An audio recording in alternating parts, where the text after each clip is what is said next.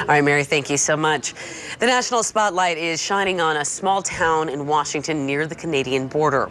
Presumptive Republican presidential nominee Donald Trump is rallying in Lynden today. Trump supporters in Washington showed up early this morning at the Northwest Washington Fairgrounds. There are also Trump protesters out there today. The visit is sparking a range of reactions. And sleep all night. In this little town, I know, it's incredible. I don't feel excited at all. It's just, it's a big inconvenience to everyone's lives. And of course, we'll have more reaction in a full report later.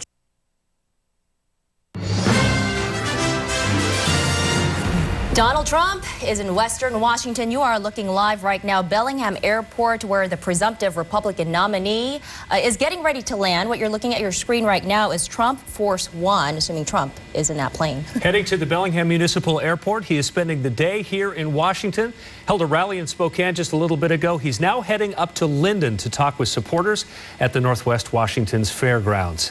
Thanks so much for joining us for our live streaming coverage on King5.com and Northwest Cable News. I'm Mark Wright. And I'm Stella Kim. We're going to have continuous team coverage of all of today's events, from the airport to the fairgrounds. We want to get you guys all covered on today's events with Trump coming into Lynden. We also have our own in-studio analysis here with us right now. Marco Lowe from Seattle University and conservative talk radio host and former Republican gubernatorial candidate John Carlson.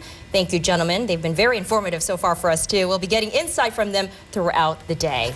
But first, as Donald Trump's plane is about to land in Bellingham, we're going to go live to Dan Casuto at the Bellingham Airport, where the plane is almost on the ground. Dan. Well, hey, Mark.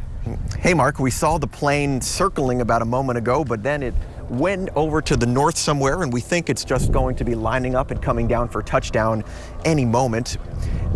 You can see that there's some chairs right there, and I will tell you a little bit of a funny story. About 5 minutes ago, we were right near those stairs. We were going to have a great up-close view as Mr. Trump and the rest of his entourage came down, and then the Secret Service had what you could call a security heart attack, and they said, wait a minute, we don't have your background checks, we don't have your IDs, you guys got to get out of the area. So we went back through the gate, and now we're here in the parking lot, and you're looking at it through the barbed wire fence. But hey, this is better than nothing out here in Bellingham. It's a beautiful day here at the Bellingham International Airport.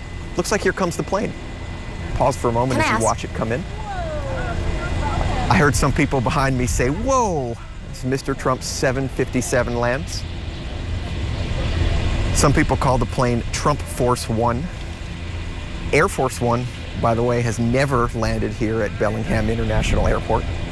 It's not clear if it even could land because the runway is Dan, I have a question. 6,700 feet. Dan, can you hear me? Sure. This is Stella. Yeah, well, I have a question for you. I know Mr. Trump spoke at Spokane earlier today, and I understand there were some officers from Seattle who was there, about 30 of them on bikes, and they're being overly cautious when it comes to security. Have you seen any Seattle police officers in Lynden right now? Well, I haven't been in Lynden myself. I've been here at the airport all day, and I haven't seen any Seattle police. I've seen about maybe 20 or so police from Bellingham and elsewhere in Western Washington, like even the city of Edmonds. But the security has honestly been very lax here. We were sitting in the airport parking lot all day. I just want to show you the crowd that's gathered here at the airport to greet Donald Trump. Hey guys, you're live on King 5. Just some friendly people here coming to see Mr. Trump. They kind of just showed up in the past half hour or so. No sign of activity here at the airport for most of the day. No Secret Service talking to us. We didn't have to go through any checks or anything like that. So these are just some folks that heard that Trump was going to be here. His motorcade showed up about half an hour ago, and we saw the plane land, and now we're just waiting for it to come back and taxi over to the area where Donald Trump is going to get off the plane and head on over to Lynden, which is about, what, a 10-minute drive from here? It's about 30 minutes, 30 minutes up. So as the plane is taxiing, want to break down for those of you watching the live stream. So Trump is going to get out of the plane here, probably head over to the Guide Meridian and head straight up north to the Northwest Washington Fairgrounds there. That's where he will address a rally. We have teams there. Natalie Brand is there. She's going to be joining us in just a little bit. A lot of people wondering, why Lynden? Why Bellingham? Why not Seattle? What in the world is going on? As far as we can tell, Trump wanted to get the rights to hold a rally at Boeing Field here in Seattle, but apparently wasn't able to secure the proper permitting for that to happen. So they decided to go up to Lynden, landing at Bellingham's airport. Lynden has had very little time to get ready. A lot of people excited, some people not excited to see Donald Trump come to the Northwest Washington Fairgrounds. That said, it's going to be a well-attended rally in the thousands at the fairgrounds there. Yes, the fairgrounds itself holds about 5,000 people, so that's about half of the population. I understand Lynden has about anywhere from 12,000 to 13,000 people population-wise. And so at the fairgrounds today, there's also some other events that he's going to have to work up against. There's a horse racing event as well as a wedding that's going to take place at the fairgrounds. Lynden, as you know, is the political conservative backbone of the state of Washington. Unlike Seattle, which is known to be a little more liberal, Lynden is known to be a little more conservative. Okay, we want to bring in our experts here. We have KVI Radio's John Carlson and Seattle U's Marco Lowe. John, good to have you here. Marco, great to have you here. As the plane is making its way to its stopping point, John, what's your perspective on why the trip here, why today is Trump coming? I think he wants to show that he's got support everywhere. I think he wants to start making motions toward unifying the party, which is a pretty smart move on his part at this point. And I also think that it might be a warm-up for returning back in a couple of weeks. He might be showing up at the Republican state convention as well. Interesting. Marco, what's your take on this? Obviously, you worked in Democratic campaigns over the years. As you look at what is happening with this campaign, what's your take? It's been a crazy season so far. It has, but I think this is smart. He's staying in the headlines. He's going to a state that's going to be relevant with a vote coming up here in a few days, and he's going to a very conservative area. Democrats outside of Bellingham will tell you it's pretty sparse. So it's a safe bet. It's a big airfield to land in, and he gets to hit the news cycle again tonight. He should just keep doing this and barnstorming the country. Let's talk. Can I ask you a little bit about the unifying topic there? Because we were talking about how he's going to proceed from here, and how is he going to unify the party? I mean, he has a lot to overcome in terms of unity in the party. Well, 3 times since the mid-1960s, an anti-establishment candidate has run and won the Republican nomination. Start with Barry Goldwater back in 1964. At that time, the Republican Party was controlled by back east moderates led by Nelson Rockefeller, the governor of New York. In comes Barry Goldwater, Western conservative from Arizona, and the whole battle was about whether this was going to be a conservative party or a moderate party, Eastern-based party, Western party. Goldwater wins the nomination and then makes it clear at his acceptance speech at the convention that if you didn't really agree with him, he didn't really care, and he didn't expect you to support him. Well, he won 6 states. Okay, the next candidate was Ronald Reagan, who almost got the nomination in '76, but from a sitting president, Gerald Ford, again, another centrist moderate, ran in 1980, and there was an anti-Reagan movement afoot as well.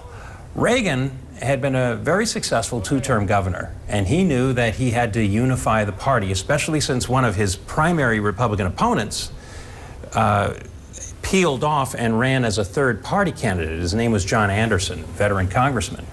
And Reagan made the right steps. If Trump is smart, he will follow the Reagan example and unify the party rather than the Goldwater example, which is to defy the people who didn't support him.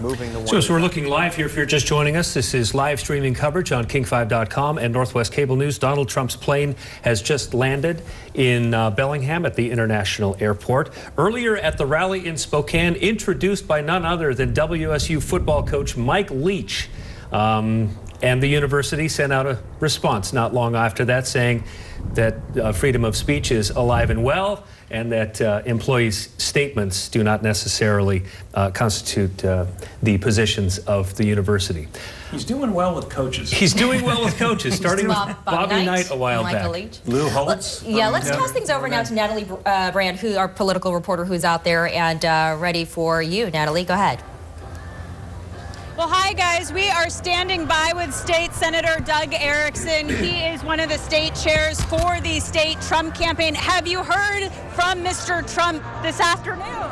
Well, it sounds like it was a great event in Spokane this morning, this afternoon. Wheels down in Bellingham with Trump won, and now he's getting ready to make it out to this huge crowd he has out here in Lynden. So we kind of know a little bit of background, but explain why Lynden. A lot of people are curious about that. Well, it's tough finding a venue that's big enough to handle a Trump event, number one. Number two, we had a difficult time with the permits in King County. We started looking, and great people up here made it work. Law enforcement's amazing. Our local sheriff, Bill Elfo, they put it all together. So the venue was there, and obviously the people are responding to this spot. Okay, and we're hearing some chanting of Trump, Trump right now, so I don't know if that means we're getting closer. We know that he is on the ground, so you estimate he will be here within the next, 15 or so minutes? It'll be about a half hour from Bellingham International out here, and this place is ready to erupt. I mean, people are so fired up to be here. We're told Trump just got out of the plane now. Okay, awesome. Welcome to Washington State, Mr. Trump. And people have been standing outside since 6 a.m. this morning. It's about 80 degrees, I think, out here in Lynden. So people are sitting in the sun, getting fired up to hear Mr. Trump's speech. We are, I believe, at capacity right now. It looks like thousands are inside, and we're told many more are outside. Are you going to continue to allow people in? The fire marshal has the final say on all of that. We have a few more seats and a few more places we can tuck some people, I believe, but I'm afraid that there are going to be thousands and thousands of people that aren't going to be able to make it in here to hear Mr. Trump. So we'll turn the volume up so they can hear him outside the gates, hopefully. Describe the Trump supporter. What are you finding in talking to people and in... Okay, we are being given the wrap, but we will talk with you throughout the afternoon, and you betcha. We'll let you get back on the stage where you will be watching the speech right now, right? Yep, with Mr. Trump. Okay, and some of the VIP and top volunteers. Got the mayors of Lynden, and a lot of young people. All right, we are sending it to Dan Casuto at the airport. Okay. Hey, thanks, Natalie. Well, I was trying to see if we can see Donald Trump actually getting off the plane, but we've seen maybe a stream of 20 people in suits getting off the plane, but they're about 2 to 3 football fields away from where we are. So to be honest with you, I can't tell if one of them is Donald Trump or not, but nobody has stood and waved or gotten any kind of attention. So I'm going to guess maybe he has not gotten out of the plane just yet. But someone was saying when he chose this airport, it's not free for Donald Trump to come and land here at the Bellingham Airport. He had to pay $255 to do that. It's called a landing fee, and it's based on how much the plane weighs. Someone joked with me on Twitter, do you think he's going to negotiate that rate down? Well, probably not. It's not negotiable.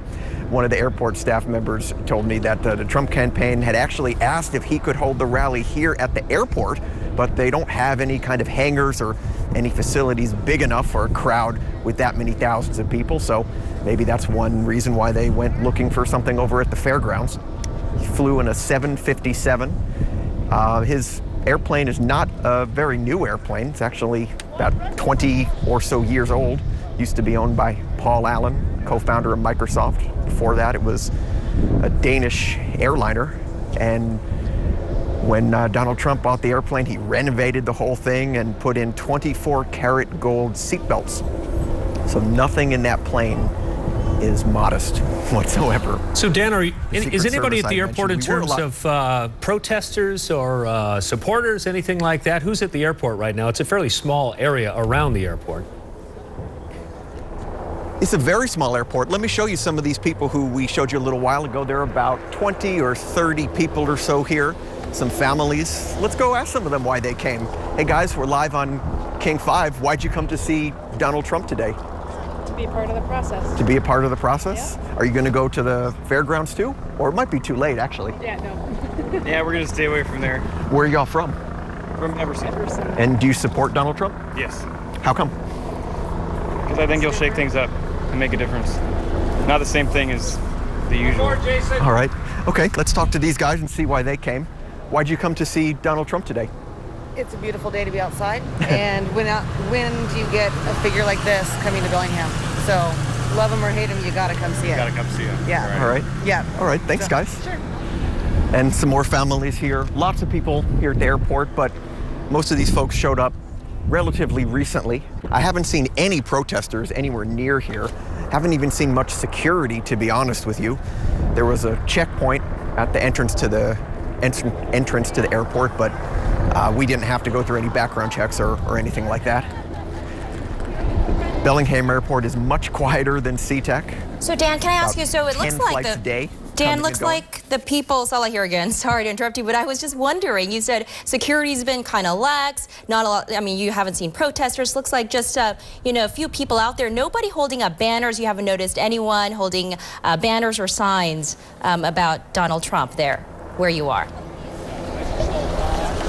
Well, I haven't seen anyone holding any banners in protest. I see one person now holding a Donald Trump sign, and I can ask him what his name is. Hey there, what's your name? I'm Micah. Micah, how old are you? I'm 12. And why'd you decide to come out here? Because I like Trump and I want him to win. And you got your sign? Yeah. Did you see him coming out of the airplane? Not yet. Not yet? No. All right. Can you ask Micah why he likes Trump, Micah? Dan, ask Micah why he likes Trump. Sure, I want to yeah. know. He's 12. He's got his Micah, politics all in Salah. gear already. Sulla wants to know why do you like Donald Trump? Well, I think he's a good man. That's why. Why? He's a good man, and I don't know, I just like him. You like him? Yeah. What do your parents think? They think he's a nice man. And They want like him to too? win. What did you know about Donald Trump before he started running for president? Not really anything. No? Because, I don't know.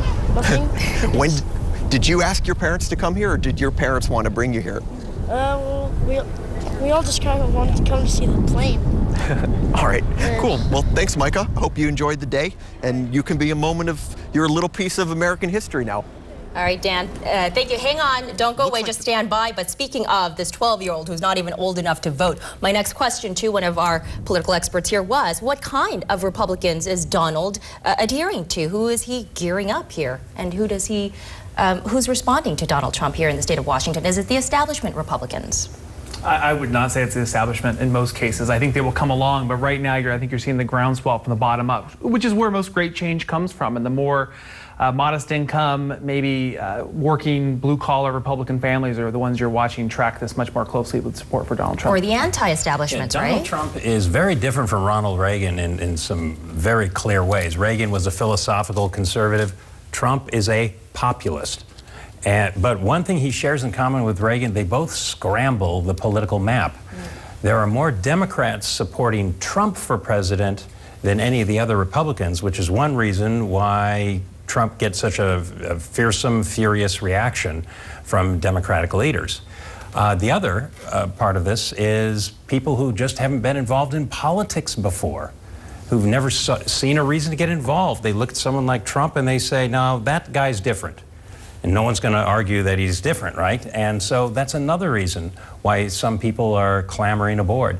It's going to be a fascinating election. It's obviously not the ideal Republican candidate, right? Historically speaking. Okay, if you're just joining us, you're looking live at Bellingham Airport. Donald Trump's airplane is on the ground. He's about to get into the motorcade and leave from Bellingham. It's about a 30-minute drive, probably up the Guide Meridian to the Northwest Washington Fairgrounds. Natalie Brand, our political reporter, is on the ground inside the stadium there. About 5,000 people is the capacity. Before we get going to Alex Rozier up in Lynden, who's among the crowds there, we just wanted to set the stage a little bit. Washington's primary is coming up on the 24th, so a little over 2 weeks from now. 44 delegates are at stake. Those delegates will be allocated based on the percentage of the vote. So Republicans are actually voting in the primary. The Democrats decided everything with the caucus system earlier in the spring. So that's where things stand now. Trump does want to get those delegates and wants to try to solidify the political machine. There's a look right now at the delegates at stake. He needs that magic number of 1237 to secure the nomination. So it's a big day in Lynden. Bigger things only happen during the fair in Lynden. So our Alex Rozier is on the ground in Lynden, and he joins us to talk about what folks are doing there. It must be like a parade day in Lynden, Alex. Hey, Mark, I tell you what, this is not your average Saturday in Lynden, Washington. Thousands of people are on the streets. Take a look at what I see here on Coke Street, right outside the fairgrounds. You can see a big security presence, state patrols and other law enforcement closing down the street. You can also see thousands and thousands of Trump supporters. Sorry to interject, Alex, real quickly. Go ahead, but hang on. I just have to mention that we just saw Trump going down the stairs and entering his motorcade. Go ahead, Alex. Yeah, Donald Trump is off the plane right now, as you mentioned, but here in Lynden, there's such an energy. We have people from both sides of the aisle here. On one side, you have Donald Trump supporters. On the opposite side of the street, you have some protesters. First, I want to begin with some folks here from SeaTac who are Donald Trump supporters. You made a long drive here to Lynden today. Why was it important to you to be here to show your support for Donald Trump?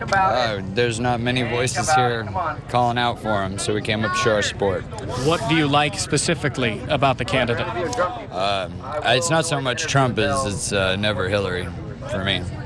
And what do you like about his past and his record as a businessman specifically that makes you want to support him in November? He had it's Donald Trump. We apologize for that. Again, this is live television, and we have a very tense crowd this afternoon. We do apologize for that. So I want to bring in some Bernie Sanders supporters as well. Thank you, folks. Folks, couple from Bellingham. Ma'am, tell me why it is that you oppose Donald Trump. Well, thank you for asking, Alex. I have a lot of reasons. I believe he's dangerous for the United States, which I love, and he's dangerous for the world. All of the major powers of Europe and the rest of the world are warning the United States, do not go with Trump. He is a dangerous man. He is divisive. Again, ma'am, I want to break away. That language is quite inappropriate. So I want to alert folks watching live online right now that it's just there's a lot of tension between both sides here of the street, and we need to be just mindful that this is a live television moving quickly here. And sir, I want to bring you in as well. You're out here holding a sign opposing Donald Trump. Why is it important to you? I think Bernie offers a great alternative to the kind of pablum, both Republican and Democrat, that we've seen for the last 50 years.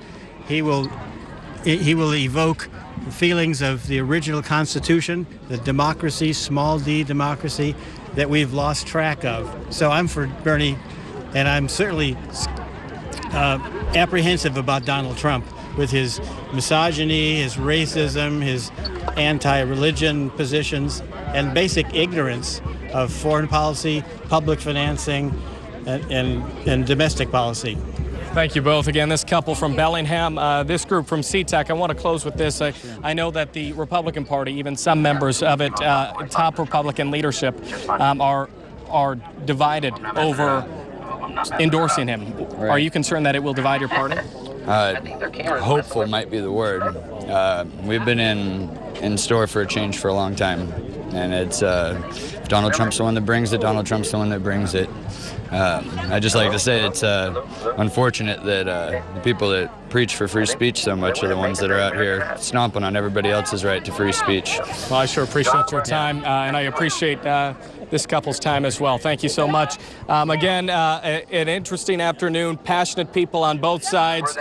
Law enforcement in the middle of the road, kind of separating the divide. And Mark Ansella, as we send it back to you, we will be covering this event all afternoon as we watch Donald Trump arrive in Lynden, Washington. All right, so Alex, thank you for that. And he is on his way now to Lynden for his speech. It's going to take about 30 minutes for Donald Trump and his motorcade to head up there. But again, guys, we've seen this time and time again. Every time Donald Trump goes somewhere for a rally and he speaks, you've seen the protesters. And here we go. Even though Lynden is a conservative town, of course, you have supporters of Donald Trump there, but you also have those who are protesting against Donald Trump. Earlier in Spokane, Trump said, "Get the bum out of here," when a protester started at the beginning. We have some video footage from his address to Spokane, greeting folks in Spokane earlier today. Trying to listen to Trump's speech that he gave in Spokane, it was very clear that no one wrote a speech for him. He was all over the place. He talked about Syrian refugees, he talked about immigration, and he talked about trade as well. And he said, "I'm a free trader, but you can't have stupid people negotiate your trade deals." So John, we're talking about the fact that Trump needs to unify this party, but in terms of the things he's saying to crowds in Spokane, and I'm anticipating crowds in Lynden, it's the same message that has gotten him to this point. He's not going to change his basic message. And if he did, he would be criticized as a sellout. I mean, the difference, Bernie Sanders and Donald Trump are both very much against NAFTA and against the trade, the TPP, the Trans-Pacific Partnership, several other trade deals. But Bernie opposes them because he's a classic union liberal protectionist. Trump says he's for free trade. He just doesn't think we're getting good deals. He doesn't think we're getting the results that you should have from a good trade relationship. And a lot of people are on his side there on that. I have to challenge a little bit on his message. You said he has a message and he sticks to it. I haven't heard any solid message with concrete plans from Donald Trump, aside from his message of building a wall, having Mexico pay for it, and repealing and replacing Obamacare. Is there anything else solid that you can extrapolate on in terms of Donald Trump's message? I think he's at least as solid as Bernie Sanders has been. And Marco, that's what you were talking. Yeah, or Hillary and Marco, Clinton, that's what for you were that saying. matter. You were saying it doesn't matter at this point. It's about being confident in his own skin and secure in his own skin. At least he's confident in who he is. He's a leader. And I think people that are just clinging to the middle class feel like they're going to not be in it soon. And somebody on either party, both Sanders and Trump, are saying, I'm going to make decisions that are going to help you economically. And if your family is in jeopardy, you will follow the leader any day over somebody who might recite policy, but you're afraid will never get out from behind a desk. Let me ask you this. In the Seattle Times today, Seattle Times editorial board today is telling people here in Seattle, follow Chris Vance's lead. Chris Vance, former chair of the Republican Party, who's running against Patty Murray for the U.S. Senate. They're saying follow Chris Vance's lead, vote for Kasich on the 24th. John, I mean, why do you think they did that, and what's the true impact of that? I don't know, but it's the last time the Seattle Times is going to say follow Chris Vance. I understand that they want people to cast a protest vote against Donald Trump. And, in fairness, while Trump is going to get votes from places Republicans usually don't, he's also going to lose some Republican votes. He's going to lose some votes in the suburbs.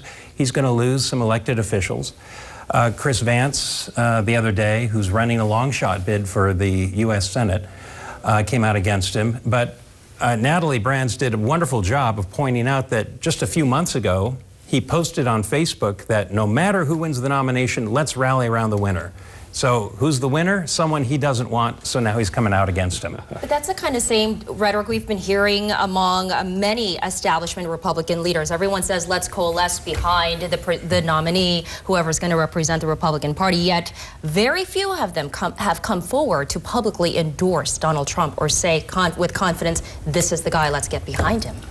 Is that the concern here? Well, very few leaders, with the exception of the Bush family. And you would expect this, given what Donald Trump did to Jeb Bush. And Speaker Paul Ryan. Well, no, Ryan says, I'm not on board yet. You see, I think he's going to, and I think he's positioned himself to come out for Trump in a way that will bring other people on board too, because, well, Ryan was also initially reluctant, but if he's on board now, maybe I should as well. So it's all, he's got a little bit of time between now and Cleveland, and he needs to just gather momentum toward unification. So you're looking live at the Northwest Washington Fairgrounds in Lynden. Donald Trump's motorcade is headed this way. We're anticipating he'll arrive in about 20 minutes from now for a rally. The grandstands are packed. We joked earlier that not since the tractor pull last fall was the grandstand seeing this much activity. Let's talk a little bit more about just the dynamic as this thing is unfolding.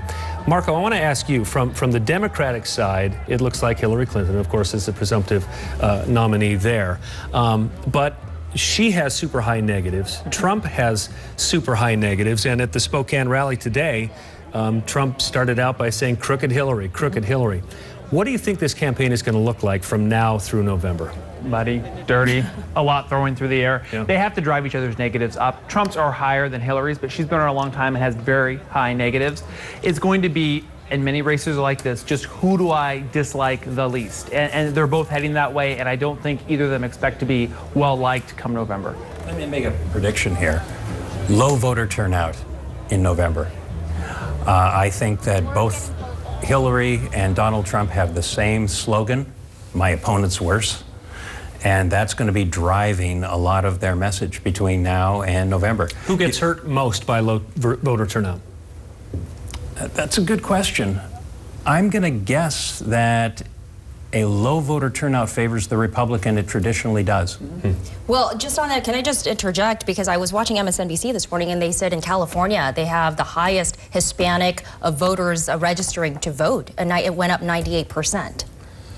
There is no Republican map for president that has California in the red. Right, because California is a blue state. Yeah, very in blue, and then there's other shades of blue we never knew existed, and California is somewhere in there. John's right. Lower turnout will help the Republican Party. You can watch the economy, though. We had really bad job numbers late this week, and if that starts to teeter, you may see some higher turnout as well. But overall, suppression helps the Republicans. So you guys said it's going to be one candidate running against the other. Here's some sound from earlier today. Donald Trump talking about Hillary Clinton in Spokane. Let's listen. Look, folks, here's the story. There is nobody that was worse, nobody, than Bill Clinton with women, okay? Nobody. Now, in the history of politics, Hillary Clinton's husband abused women more than any man that we know of in the history of politics, right? Now, she's going to buy $90 million worth of ads about Donald Trump, right? $90 million. And that's only the first go. They've got $2 billion. They're going to have $2 billion to spend. They're going to spend $90 million on bad ads about me having to do with women. There is nobody that respects women more than I do. I will tell you right now. So okay. It's already getting muddy. It's already getting dirty. Do you think he's going to continue these personal attacks in the general election as well? Oh, I think the election is going to be very personal between Hillary and Trump. Oh, yeah. Yeah. What about you, Marco? Oh, yes. The two teams don't like each other. The staff don't like each other. And if he's going to go to that vein right now in May, where we're going to be in November, you probably can't run on this station. Yeah. You have to understand, Hillary is a very weak candidate. And I mean, look at how well Bernie Sanders is doing even now, when Hillary should be piling up huge majorities as the inevitable nominee. So the only thing they can go with, I think at this point, against Trump, and frankly it would have been against whoever was the Republican nominee, is the same kind of campaign that was run against Romney, which is to make them unacceptable. I don't know if Marco entirely agreed with you there when you said Hillary, quote, was a weak candidate. Well, I think she came out weaker and Sanders made her stronger. You watched some pivots and moves state by state with her team that I think prepared her for November, and in many ways Sanders made her team and her candidacy stronger. I also think Mitt Romney did some things that didn't help his own candidacy as well, but that's true for every race. So as this thing moves forward, as we're looking live at the Donald Trump motorcade, it looks like Interstate 5 that they're heading up as they head to the Northwest Washington Fairgrounds in Lynden. John, what does Trump need to say and do between now and November to bring the party together? He needs to pick a good running mate. And he needs to wait for a long time to do it, because you want as many people who hope to be his running mate saying nice things about him until he makes that selection. But, you know, he's got gaps. He's got weaknesses. Every candidate, every nominee does, and so your running mate hopefully balances things out. Second, he needs to have an open door, and he needs to be as welcoming as possible. Some people are not going to climb aboard. That's just the way it is when you're an anti-establishment candidate. Some people in the establishment say no, but most of them can. And Trump's job, and it is his job, not the party's job, not the speaker's job, it is his job to make the sale, make the case that moving forward, that he will be a strong president and that he will work well with the Republican Congress. Marco Rubio's name has been thrown out there, tossed out there as a potential running mate, as well as a Hispanic politician from California. Do you think that's the way to go? Florida. That's it from Florida. Do you think that's the way to go? He needs to pick somebody who is a Hispanic politician.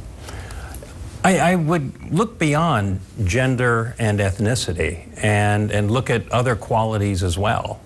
I think someone with a good national security background.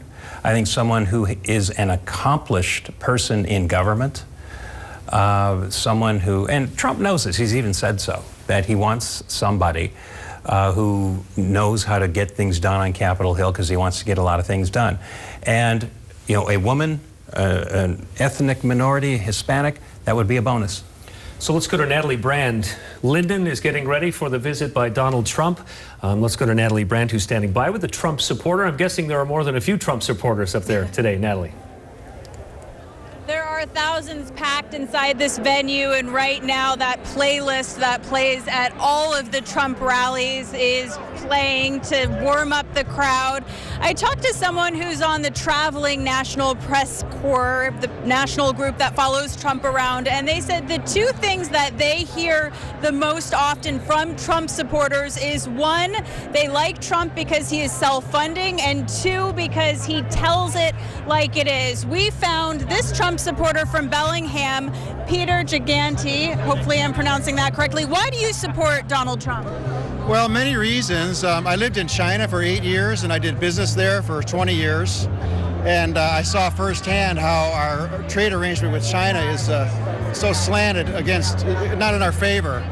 And so I think he's the candidate who's best positioned to tackle that as a priority. And I think it's pretty vital to our long-term prosperity that that be addressed. We were chatting and you said you're running into a lot of people at this event that you didn't expect to see here. Describe that. Yeah, I'm very surprised. I came here not knowing what to find, and I see all kinds of people who I know or who are acquaintances of mine in Bellingham, but who I never guessed would be here. And they represent a really wide spectrum of the socioeconomic ladder in Bellingham. So I was kind of surprised to see some of those people here. But I also want to mention another reason I support him is because of his immigration stance. I think we need to increase employment and wages amongst the lower echelon of our society, and I think the best way to do that is to limit illegal immigration. I'm originally from Detroit, and I witnessed firsthand growing up the decimation of our manufacturing base. And much of that could be eased greatly to our benefit if we had some intelligent people crafting our trade policies. So we know that Republicans are divided right now, and very divided in this state. I talked to one woman who said she's lost friendships over her support for Donald Trump. What are you sensing among your friends and fellow Republicans? Well, I don't know what I'm sensing necessarily, but I think Trump is kind of a centrist when you get right down to it, and so he doesn't really represent the traditional Republican core. But I don't think we need a Republican president or a Democratic president. What we need is a president of all the people, and I think the voters have recognized that need and are screaming out for it. I'm hearing some activity in my ear, so I'm not sure if we're still on my shot or if we've moved on to someone else. Okay. All right. We are still, I hear some chanting outside, so I can only imagine that those might be demonstrators. We know that there were plans for dozens, if not hundreds of demonstrators from King County to make their way from the Seattle area up to Lynden. They started organizing yesterday after getting word quite late that this Trump rally was happening in Lynden and not closer to King County, which was kind of a change of plans among the campaign. I'm going to also send it back to you because I understand there's some activity going on elsewhere. All right, Natalie, thank you. We just got word that Donald Trump's motorcade has left Interstate 5 and is headed, I'm guessing, on Birch Bay Lynden Road to the east. It's going to be probably another 5 or 10 minutes before he gets to the fairgrounds area. This is going to be an interesting showdown when his motorcade goes through those protesters.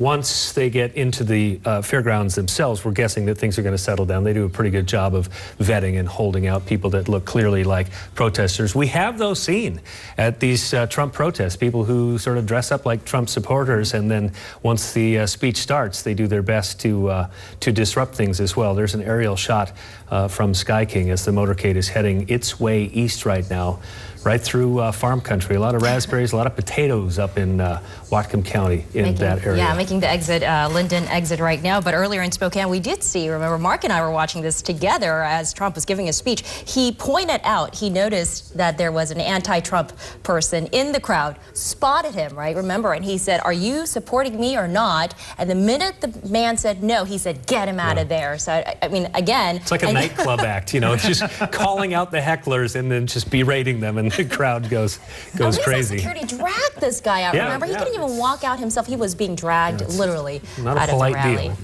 Yeah. Well, I think that, again, the difference between dissent and disruption is when you're dissenting, you're making your view heard. You're demonstrating, you're protesting, fine. The people are there lined up on the sidewalk. But when you try and disrupt someone else's right to free speech and the right of people to hear them, that's a separate matter.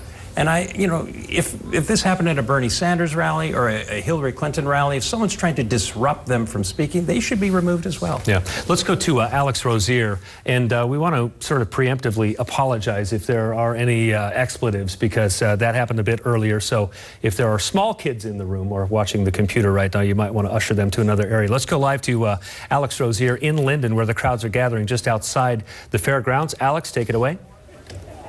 Yeah, Mark, it certainly is an interesting afternoon. People very passionate on both sides, and sometimes that leads to inappropriate language, which we just witnessed on TV in my last live report. We got a few folks joining us here. I want to show you down the way. We've got thousands of people on one side who are Trump supporters here. You have on the absolute opposite side of the street, you have people who support the opposing party or someone other than Donald Trump. And joining me now, we have a few people who are Donald Trump supporters. One man from Bellingham, another man from Kent. Gentlemen, what is it about Donald Trump that made you want to come from Kent to Lynden, Washington today? Like Pat Buchanan said in '92, he's putting America first. Like, I don't see that in any other candidate. Did you support Donald Trump all the way along, or did you start to support Donald Trump after Ted Cruz and John Kasich dropped out of the race? All along. The other ones I felt weren't financially independent and their interests were compromised. Trump was, at least you have a chance. And, sir, you're from Bellingham, and not as far of a drive for you, but what's it like to see this crowd, a large one, supporting Donald Trump? Supporting? Yeah. It is really neat to see that, especially if we live in such a liberal area. It's like to see so many like-minded people here and all that. It's nice to be able to talk with people with the same ideas and people that don't have the same ideas. I always like getting the opinions of people that don't agree with me. It's just interesting that way. Throughout this campaign, we have seen some Republicans divided over whether or not to endorse him. What do you make of that? Are you concerned about Donald Trump and his ability to unite the Republican Party? I do believe he's going to be able to unify this party. It's too bad that the Speaker of the House is not endorsing him at this moment, but I feel like he'll come around. I know that Ryan and him are going to talk here pretty soon. I have a lot of confidence about it. Thank you very much, gentlemen. I appreciate your time, ma'am. I want to bring you in as well. And ma'am, you are opposed to Donald Trump. Tell me what it is about Donald Trump that you don't like and why he will not be getting your vote. Well, his ignorance of life as it really is, combined with his charisma, is really frightening to me. I think it's a real bad combination, and I just hope that he will not be president. Will you be supporting Hillary Clinton in November, Bernie Sanders, or what candidate and why? Well, I actually like both of them, and I guess even though I caucus for Bernie, I'm still sort of an undecided voter. Either one will be perfectly fine with me. You told me prior to this interview that you're from the county. I got to ask you on a much lighter note, in general, a front runner for presidential elections in Lynden, Washington on a Saturday. This is quite an experience for the county. What's it like as a resident up north to see this scene today? It's really amazing to me. It's actually why I came out here. I thought it was my one chance to stand in a protest line and make my voice heard. And so I came right out. And thank you very much for your time. And one thing that is very respectable about several of these folks here is that they are letting their voice be heard on, regardless of what side of the street, in this case, they're standing on. Take a live look again. You can see on one side Donald Trump supporters, and that row goes down for quite a while, quarter to a half mile. In the middle, you've got law enforcement, everyone from Washington State Patrol, state troopers, to the Seattle Police Department, Bellevue Police Department on hand today. And then on the opposite side of the street, you have plenty of people who oppose Donald Trump. You see a lot of Bernie Sanders supporters, a lot of Hillary Clinton supporters. It's quite the dynamic and interesting to witness the democracy and people on both sides of the aisle trying to navigate a Saturday afternoon in Lynden, Washington. Mark and Sala, we'll send it back to you. Alex, thank you so much for that. You just painted a very clear picture for us, and now we see the protesters, those who are against Donald Trump, very peaceful actually. We have not seen any violence, and those who are for Donald Trump. So he's been talking to people on both sides of the spectrum. Yeah, as we heard in Spokane, Sola, it was evident that Trump talked about immigration. He talked about Syria. Immigration is a big issue in our area. You have a large migrant population of folks who are undocumented, who harvest asparagus and other crops in Washington, the tree fruit crops as well. This is a lightning rod issue, and Trump talked about that in Spokane. We have some sound from earlier. Take a listen.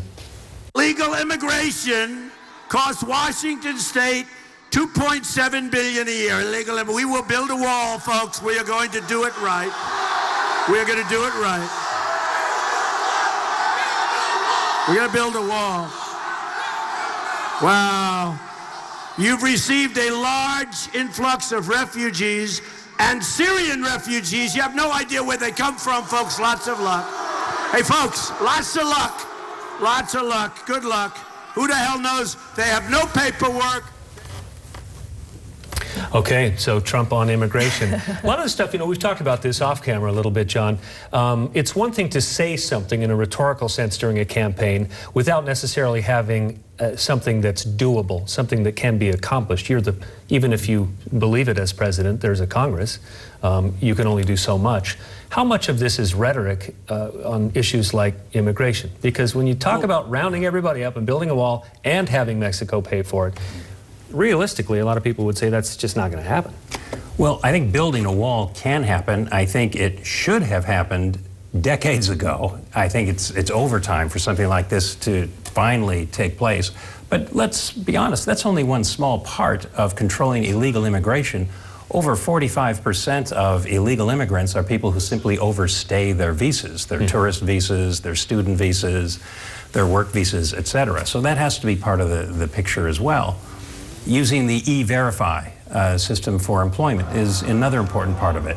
But I think he's just, painting in broad brushstrokes, saying, we're finally going to do this. And I think a lot of people who look at illegal immigration as a sign, number one, of the breakdown of the rule of law, number two, where you have people flooding the job market and forcing down wages and opportunities for people who are already here, immigrant and citizen alike, they see someone who actually would make a difference in Trump. I was talking to former Mexico President Vicente Fox a couple of years ago, and he and George Bush got very close to coming up with a guest worker policy. Congress shot it down. Well, and it was, his own party didn't support it when it came time to do it. So the question is, how feasible is it? Well, I think President Fox and President Bush were both wrong on illegal immigration. They wanted an amnesty. It's in Mexico's interest. It's in their financial interest to support illegal immigration to the United States because one of the biggest economic boosters of the economy in Mexico are remittances sent in over the border from people working in the United States. So I think that the American people have been fed up with both parties on this issue for a long time. And Marco, you and I were talking about this. It's about resonating with their heart, right? It is, and people feel like they're losing their job, and it may not be because of immigration, but they can look at that and say this is being allowed. But the other interesting thing is within the Republican Party, large corporations are big donors, and large agricultural corporations are big donors, and they're on the exact opposite side of this issue than Donald Trump. And as John said, he's got to bring everybody together. The large business interests are really leery of this kind of policy. So as we look live at Donald Trump's motorcade, it's heading up in Lynden. As you can see there, it just took that L bend and is heading through the cemetery area. If you've gone to the fair, you know this area well. The fairgrounds are going to be on the right-hand side as that motorcade pulls in. Alex Rozier is just ahead of where you're looking at right now on the motorcade route. Alex, what do you see from where you are?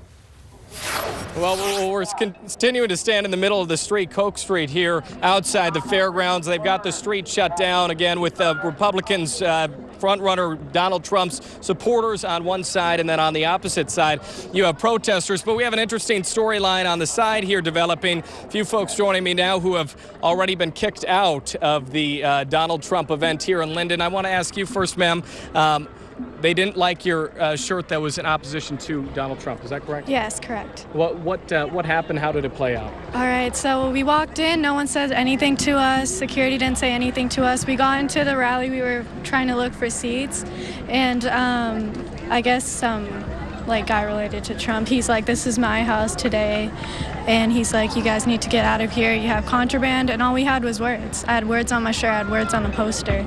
Nothing that could hurt Trump or anything. And you then were escorted out, and you were telling me as you were leaving there were some words that were shouted? Yes, we got called Muslims. Me and my friends were all brown. We got yelled at by the Trump supporters, and they called us Muslims. They were like, "Get out here. Get out of here, Muslims." Sorry. And a few other gentlemen joining me right here. Guys, tell me about what happened with your experience. Yeah, I mean, the announcer guy said that Donald Trump was all for the First Amendment and stuff, but we just simply ripped off a couple letters on a sign and it said "America stands with Rum." And 5 seconds later, boom, we were kicked out. It was kind of disappointing for me, honestly. And how long were you guys waiting in line today, and kind of your reaction to that news? I mean, been here. Got up like 8 in the morning, a little early for me, and now it's 4 o'clock and we got kicked out about 10 seconds after they told us the First Amendment is what they're about. And I'm just not for that. I feel like we should still be in there, be able to experience this event, and now we're kicked out for something they said they stand for, and apparently they don't. It's utterly ridiculous. Hey guys, thank you all very much. We're going to send it back into Mark and Sella in the studio. Mark. Okay, Alex, thank you. As we look at the motorcade, we're just getting word that protesters have blocked the Guide Meridian at River Road. I'm guessing that that is behind the motorcade, a little bit further southwest of where the fairgrounds are. As you can see from this picture here, it's a pretty sizable blockage.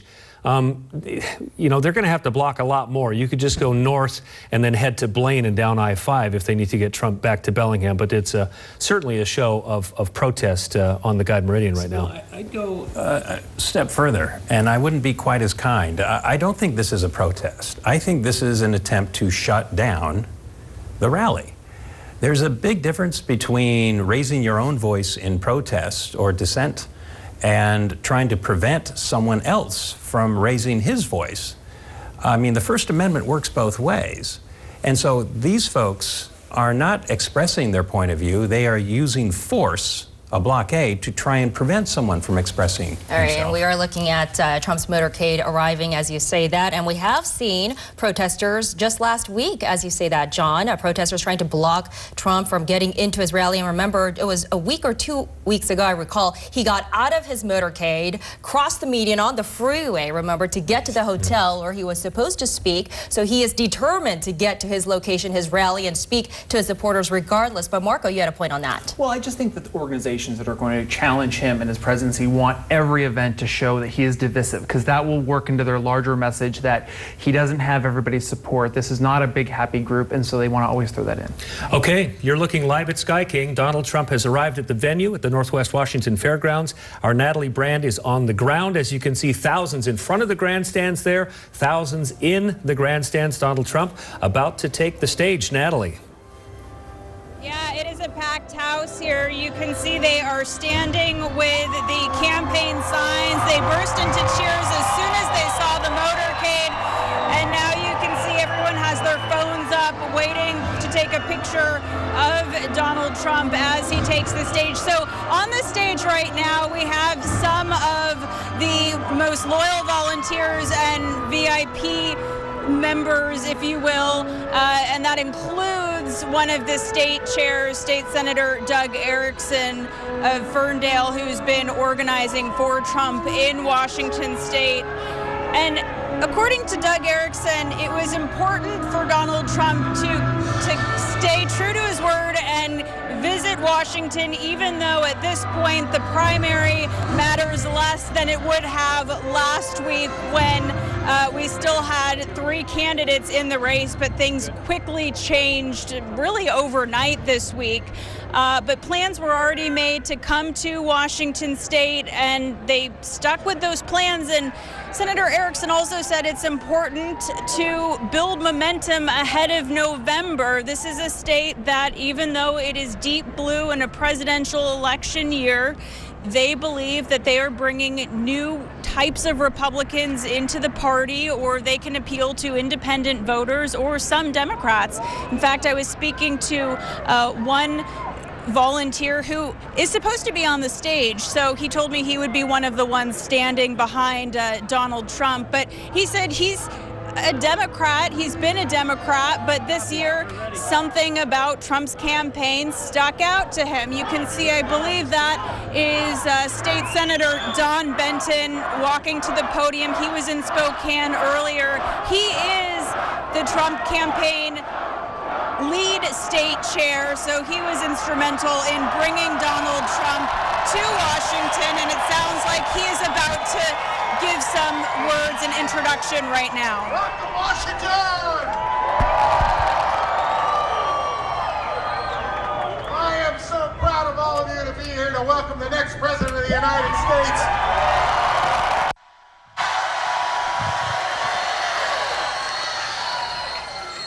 I'm Don Benton. I'm the Washington State Director for the Trump for President campaign. And we got a big round of thank yous for Senator Doug Erickson for making this happen.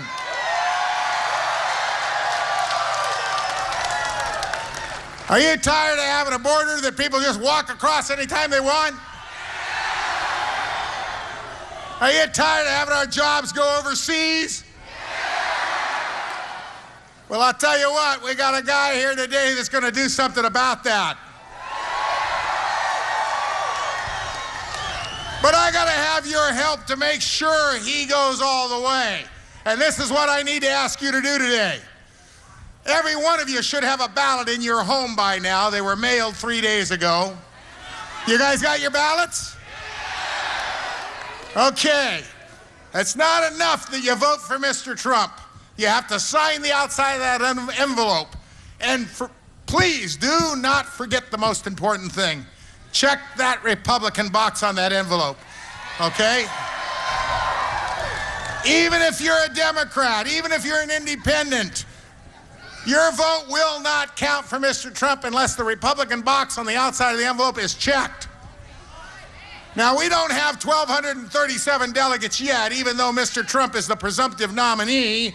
We still have to make sure that all 44 delegates from Washington State go in the Trump column. In order to do that, I need every one of you on the phones starting tomorrow. I need your help to make sure that every Republican, every Democrat, every independent checks that box and votes for Mr. Trump and gets that ballot back as soon as possible. Don't wait until the 24th. Get those ballots back in right away. Get on the phones for us. Sign up with friends here. Talk to Senator Erickson.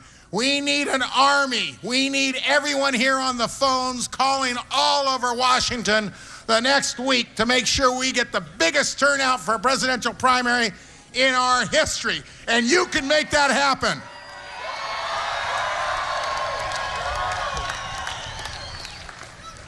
I just spent a little ride with Mr. Trump on his plane. We came over from Spokane.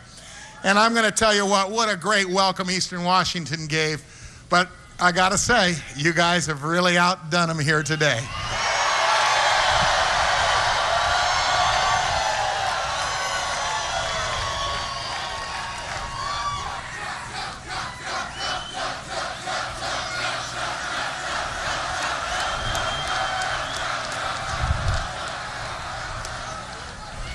Well, you didn't come here to listen to me. I just came out to get you going and get you promising to help us call all your friends, neighbors, and help our campaign get the word out.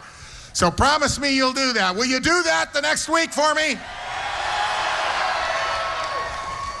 If everyone in this fairgrounds makes 100 or 200 calls next week, we will have the biggest win in the history of presidential primaries in Washington State. I'll guarantee you that. All right, the main event is about ready to come out, and you are in for a very special treat, ladies and gentlemen. A very, very special treat. A few minutes, and the main attraction will be here, the next President of the United States. Let's let him know you are wanting him out here now. Give it to him. Trump, Trump, Trump, Trump.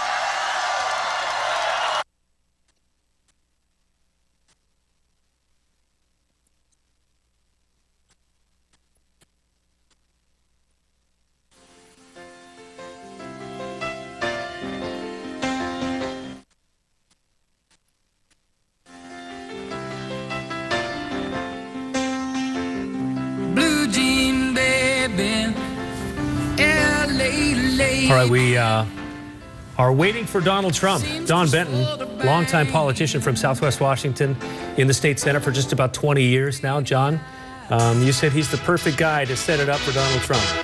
Well, you always want, a bombastic, guy to, hey, everybody, we need you to get on board. We need you to... And by the way, that point he made about checking the party box, that really matters because let's say you're a Democrat and you support Donald Trump, or you're a Republican who supports Bernie Sanders.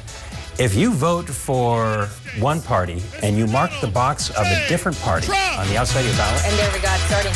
Yes. Apologies. Trump is getting on stage right now as you're looking at a live view, an aerial shot of the stage. It's set. Supporters of Trump holding up banners, and they're ready for the main event to come on stage. And this is Israel. You can see him right there with his red cap, shaking hands, saying hello to his supporters who are eagerly awaiting with cameras on, cell phones ready to go to snap pictures of Donald Trump. All right, Donald Trump at the Northwest Washington Fairgrounds. Let's listen in.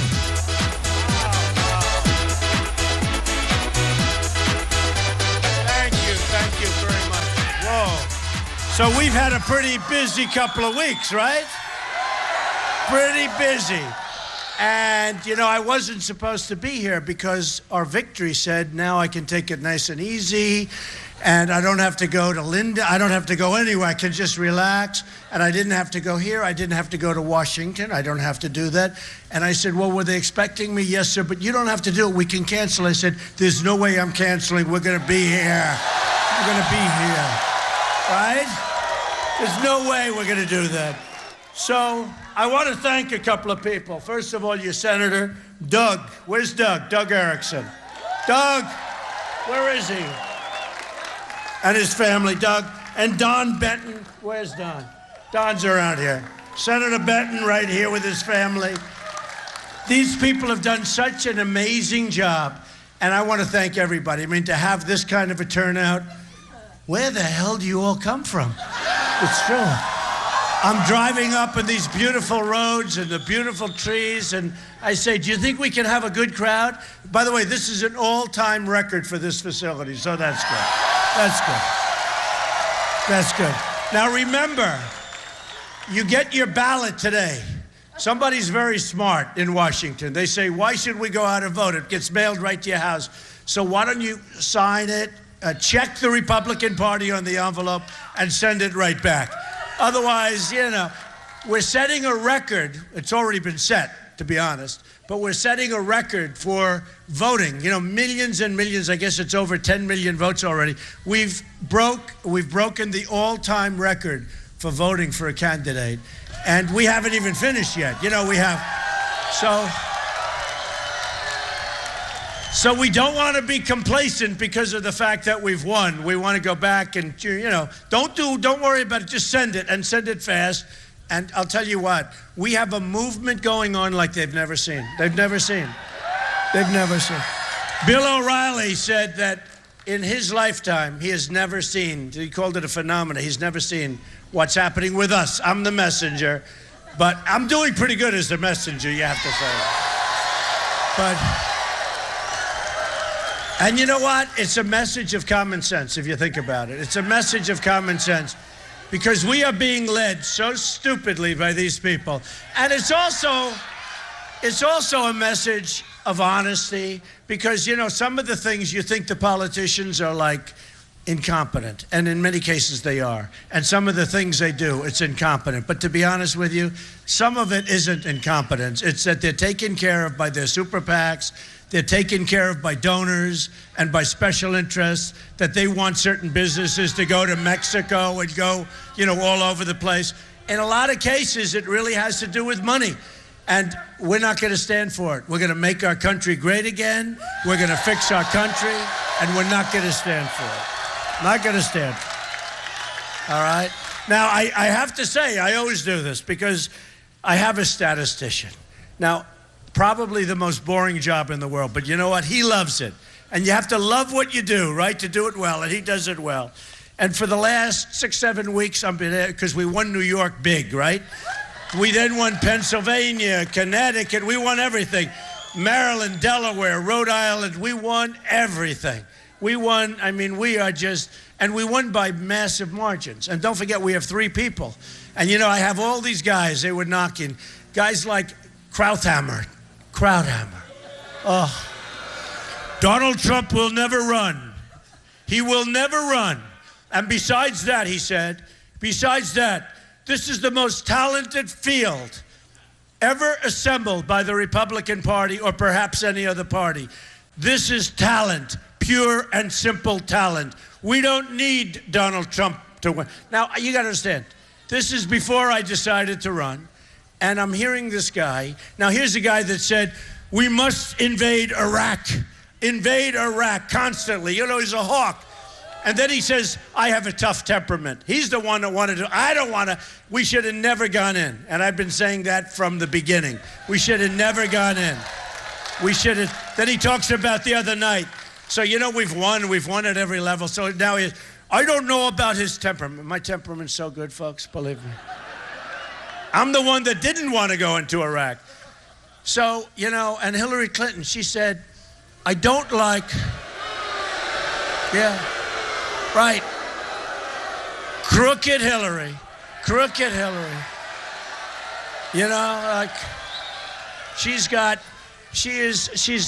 it. Just forget it. Can you imagine another 4 years of the Clintons? Seriously.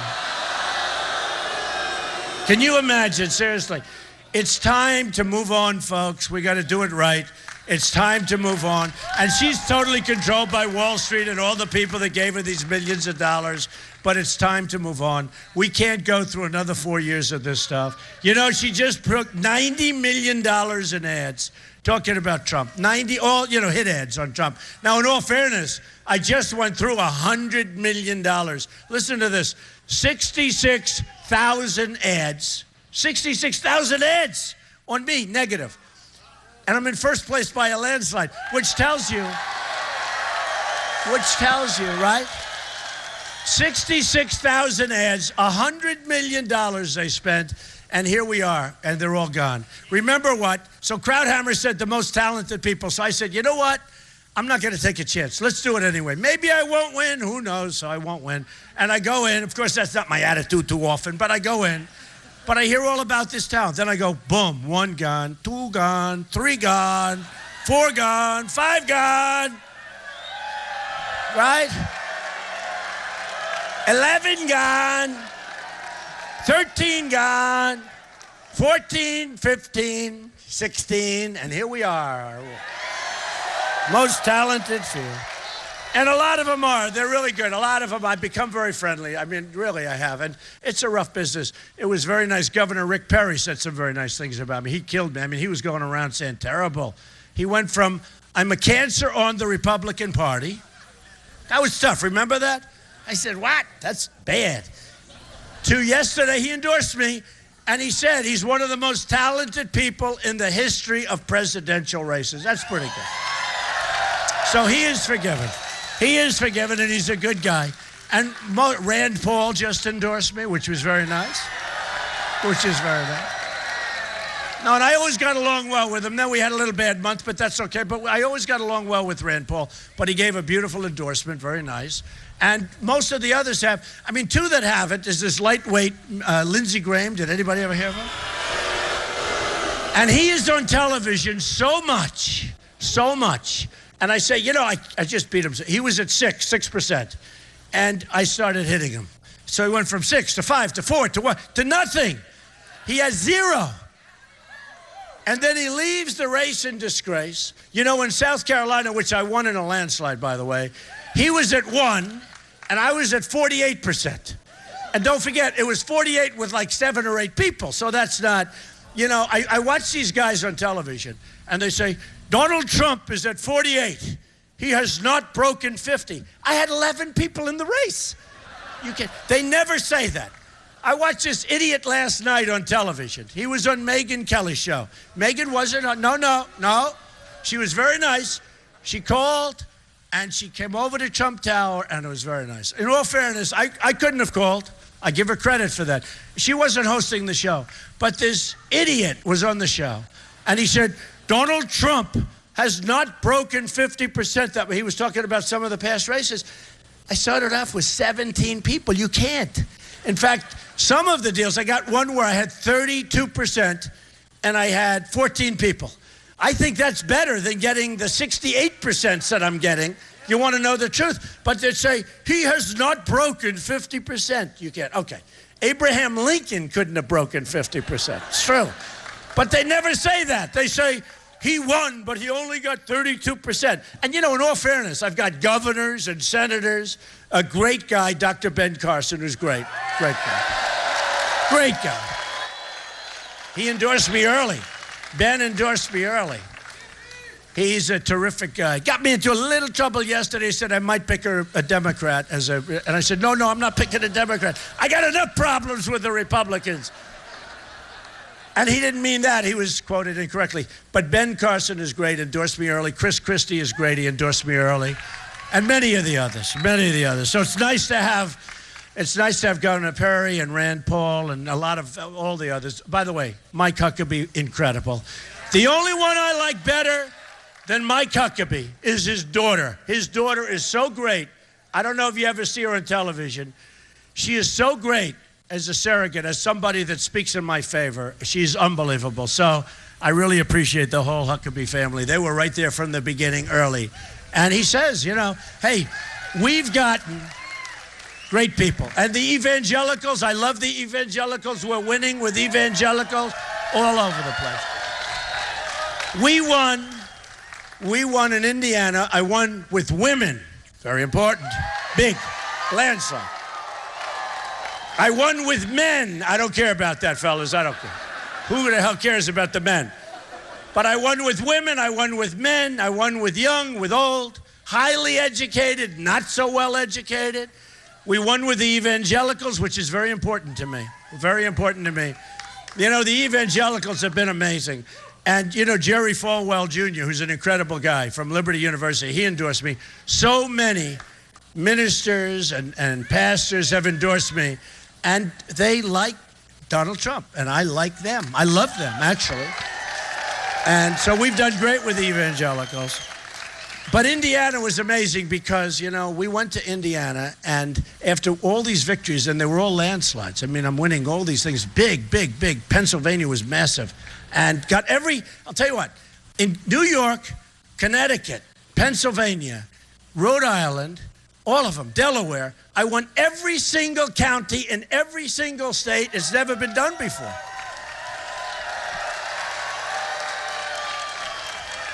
And generally got over 60. And again, that's with 3 people. Now, a lot of people don't understand. But when you have, not even when you have 14 or 15 people, but when you have 3 people, it's very hard to even get over 50%, right? Because you're splitting it up. If you have 2 people and you get 60%, 60-40 race, they call it a massive landslide. In other words, if you're running for president and you're running against just one other person and you get 60 and the other person gets 40, they call that a massive landslide. I've gotten much over 60 with 3 people, which is impossible, and it's great. So what happened is they said, the guys, and in all fairness, I sort of like all of them. I don't like when a Jeb Bush who signs a pledge doesn't honor the pledge. No, I don't like it. I don't like it. And then he says, no, I'm not going to honor the pledge. He's not going to honor. I mean, they signed a pledge. And I'm the one that they wanted to sign it. I honored it. But they signed a pledge. Jeb Bush signed a pledge. And basically it says, I'm going to support the person who wins the Republican primaries, right? And it said that very strongly. And he signed the pledge, and now he says he's not going to honor the pledge. That's very dishonorable. I think he should honor it, even if he doesn't love me. And it's hard for him to like me. But remember this. Look, I hit him hard. Do we agree? Yeah. Right? Who cares? I mean, I hit a lot of people hard, and they're like my friends now, and they hit me hard. By the way, Jeb Bush had $168 million put in the bank by lots of different people that would have controlled him, ding, ding, ding, like a puppet, right? So he had $168 million. He spent like $12 to $20 million on me in negative ads. And then they said, Donald Trump was very nasty to Jeb Bush. The guy spent almost $20 million on negative ads. They don't report that, do they? They don't talk about that, right? No, they just say Trump's a bad guy. So I hit him, and he's low energy. And here's the thing. Look, no, I said that China does not want to deal with low energy. Actually, they do want to deal with low energy. They beg for low energy, but now they don't have low energy anymore, folks. It's going to be a whole different deal. No, and I don't like that. And I'm not a fan of Jeb, but he said he's not going to come to the convention. Who cares? And who cares? You know how many votes I'm going to lose because of Jeb not coming to the convention? I actually think I'll gain votes. You want to know the truth? Because it's like this whole establishment thing, you know, it's all the gravy train, folks. You know what a gravy train? You know, in New York, they're on the gravy train. The gravy train's going to end pretty soon for a lot of people, okay?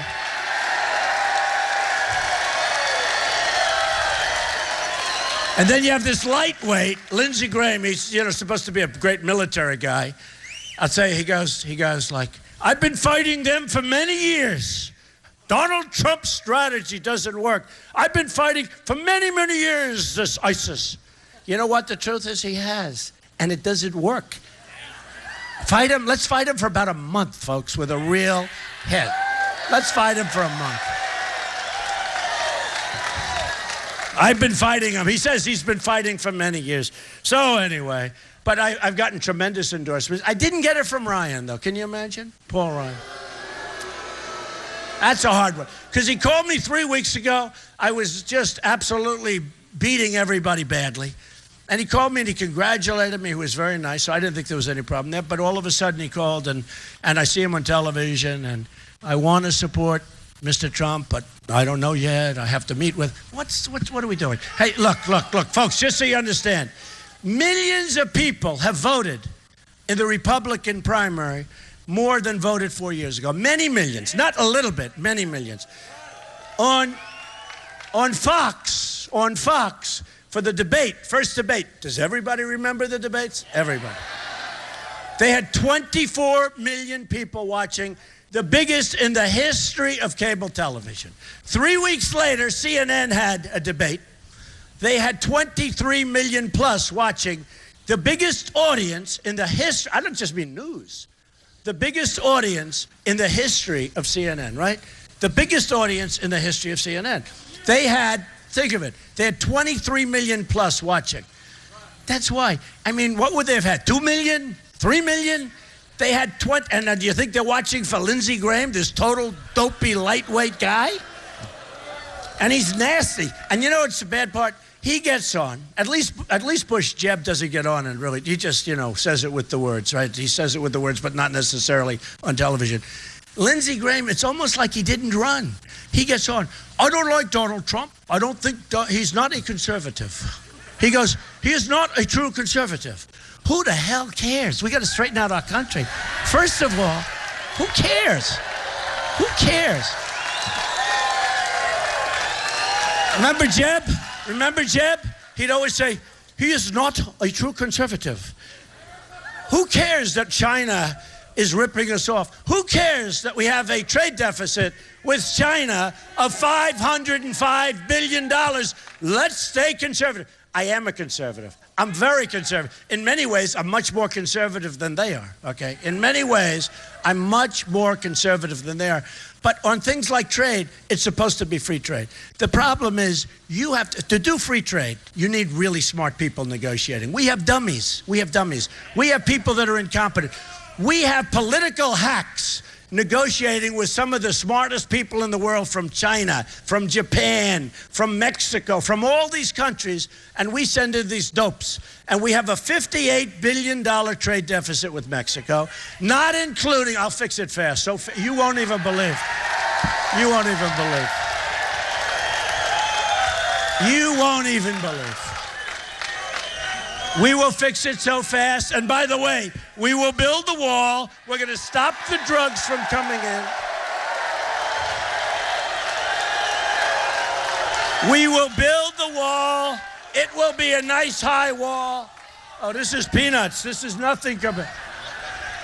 We will build the wall. It will be a beautiful wall. It will be a big wall. It will have a door in it because we want people to come into our country, but they have to come in legally, okay? They have to come in legally. But this will be a beautiful, beautiful, tall, strong wall that nobody's playing games with. You ever see the walls they have now? They have these little walls. They drive trucks. They put a ramp up. I even say, why do they do that? They could just drive right through it. But they put a ramp up. They go over, under. They have drugs loaded in the trucks. They drive right across the border, okay? They sell the drugs. They destroy our children. They destroy our way of life. They destroy our families. Heroin. In New Hampshire, I won. It was my first state. I love the people of New Hampshire. They entrusted me. And I'll tell you what, New Hampshire is so beautiful. It's like this in a way. Look at the trees, like this. So beautiful. You drive through these beautiful country roads and the people, and New Hampshire is like a very important political state, right? And they entrusted me. And I went to meetings. It would have huge crowds. But I'd go to meetings with people. I say, what's your biggest problem? They say, heroin. I said, heroin? How could it be? Look at the lakes, look at the trees. You know, it just doesn't look like heroin. They say, our youth is being poisoned, Mr. Trump. It's coming in. The heroin is so plentiful, coming over the southern border. It's so plentiful, Mr. Trump, that it sells for less than candy. You can buy a Mars bar. It costs you more money than the heroin. And our children are being poisoned. And our people are being poisoned beyond the children. I said, I will stop it. I will stop it. I'm going to stop it.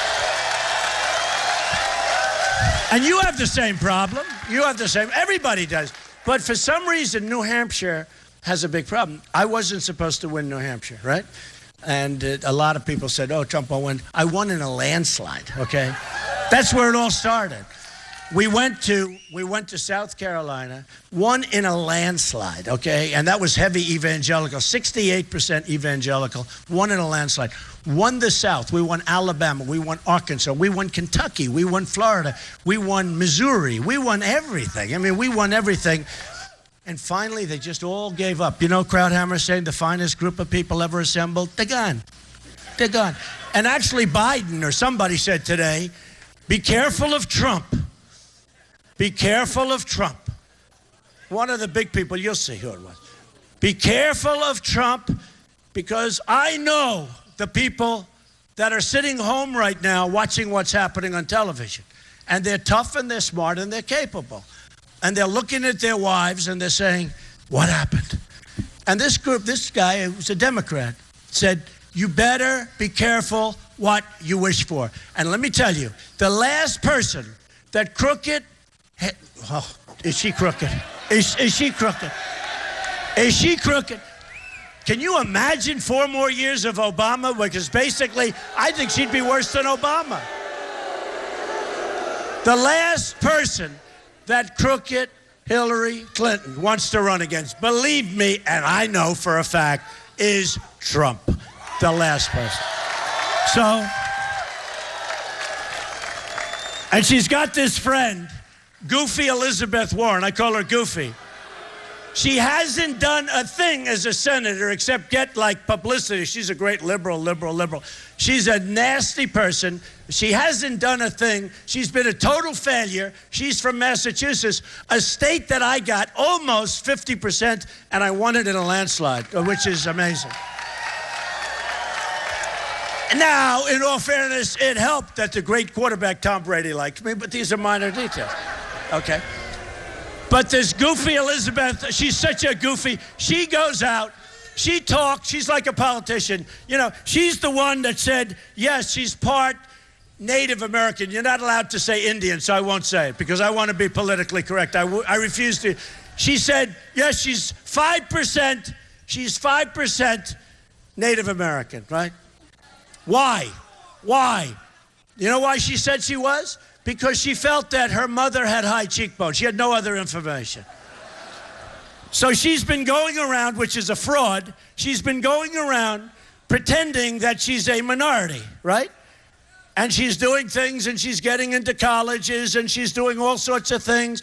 She's a total phony. So I call her the goofus, okay?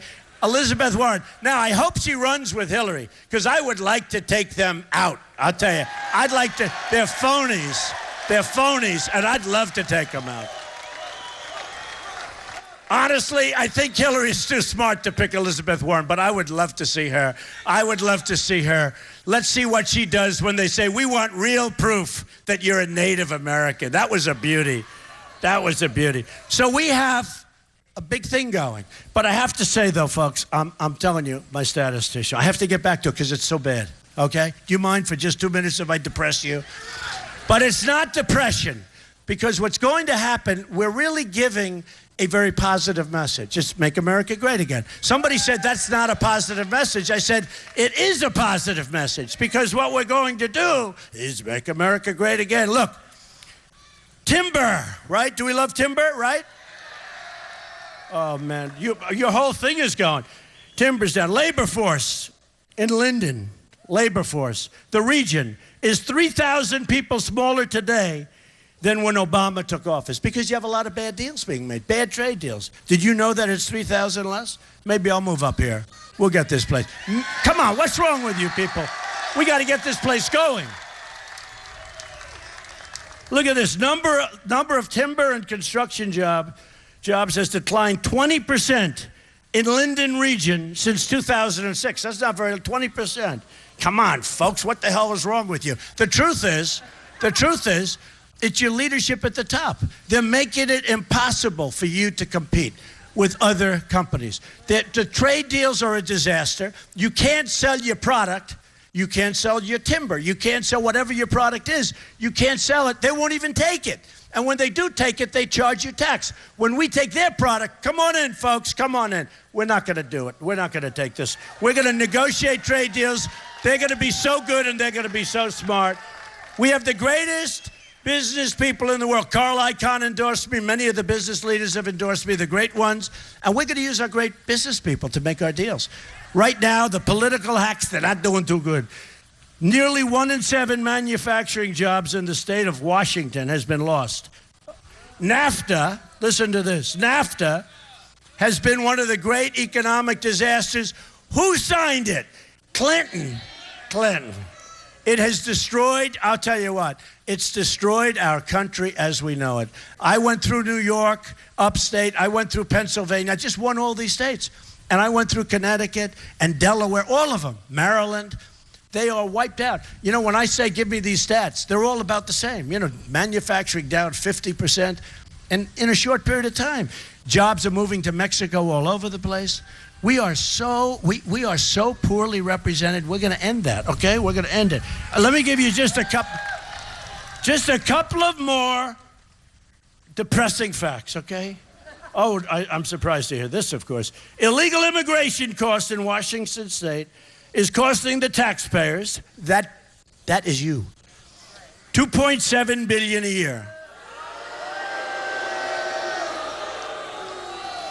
Washington State, which is, by the way, one of the most beautiful places on earth.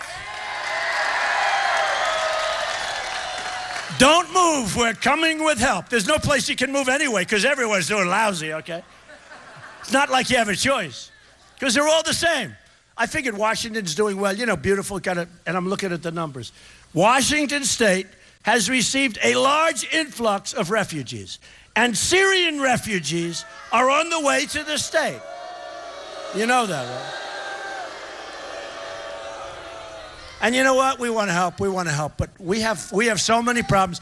These people are totally undocumented. There's no proof. They have no paperwork. Nobody knows where the hell they come. You ever see the line, the migration line, that big line? It's a sad thing to see. Hey, look, I have a bigger heart than anybody. It's a sad thing to see, and we should take right over there in Syria. We should build safe havens. We should build safety areas. And the country has no money. We have essentially $21 trillion because the last budget was so bad. We're going to be up to $21 trillion very soon. So we have no money. I'll get the Gulf states to pay. I'm very good at this stuff. The Gulf states. They're not putting up money. They'll put up money. And we should build safe zones for Syrians. But we can't bring them to Washington State, and you don't even know where they're going. You know, you saw what happened in Paris. You saw what happened at the World Trade Center. You saw what happened in California with the 14 people that they worked with shot, killed, many people in the hospital. Right now, many, many people in the hospital. These are people that nobody knows who they are.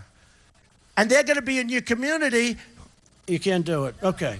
Look at this. More than 90% of the recent refugees from the Middle East, and this is right out of the book, folks. This is not somebody, this isn't Donald Trump writing something. More than 90% of the recent refugees from the Middle East receive welfare, okay? No, it's amazing. I mean, the stats are amazing. I mean, they're sad.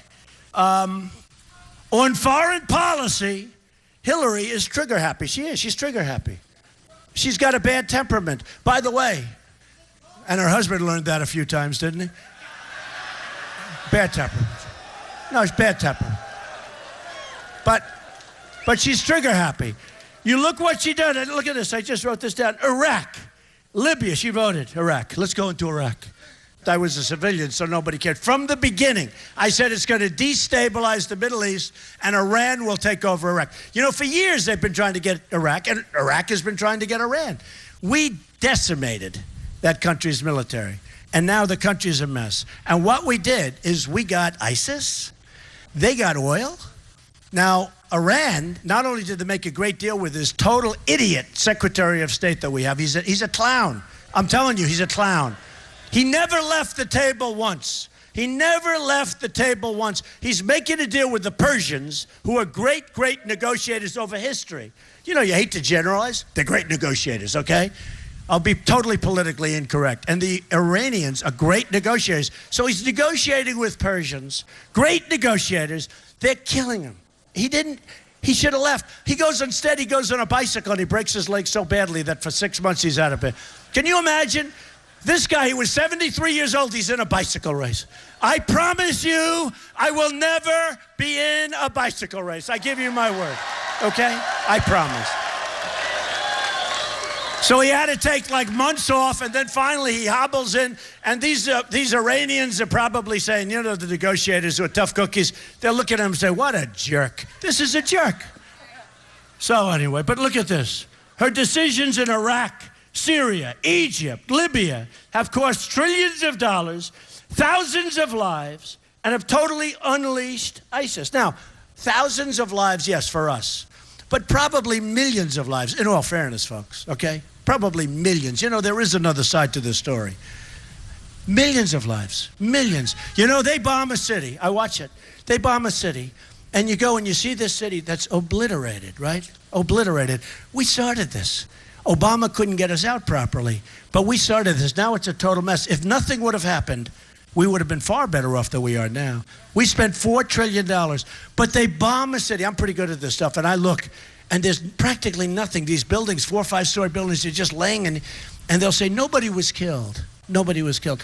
I'll bet you thousands and thousands of people were killed every time you see that television set. They say, nobody was killed. You know, there is another side to it, okay?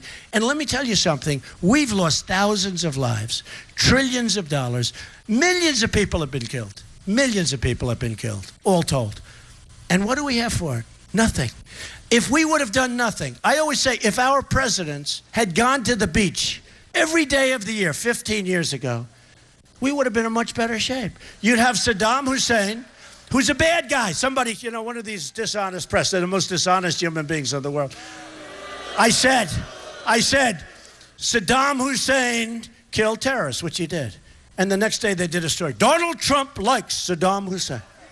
So I always say it differently now. I say Saddam Hussein, who was a bad guy, a horrible guy, a miserable, horrible human being, right?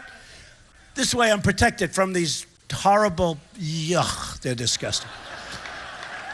Saddam Hussein was a bad guy, but Saddam Hussein did something very well. He killed terrorists. Now Iraq is Harvard for terrorism. If you want to be a terrorist, you go to Iraq. It's Harvard. He used to kill them instantaneously. And by the way, just in case you're wondering, they didn't go through 15 years of a court case. It didn't take them 15 years, and they didn't read the rights. They killed terrorists, all right? You didn't have terrorists. And by the way, in all fairness, the Iraqis did not knock down the World Trade Center, just in case you had any questions. So a lot of bad decisions. A lot of bad decisions. And then you have Obama, shouldn't have been there. Then you have this guy, gets us out. He announces the date on which we're going to leave. He didn't leave anybody behind. Shouldn't have been there.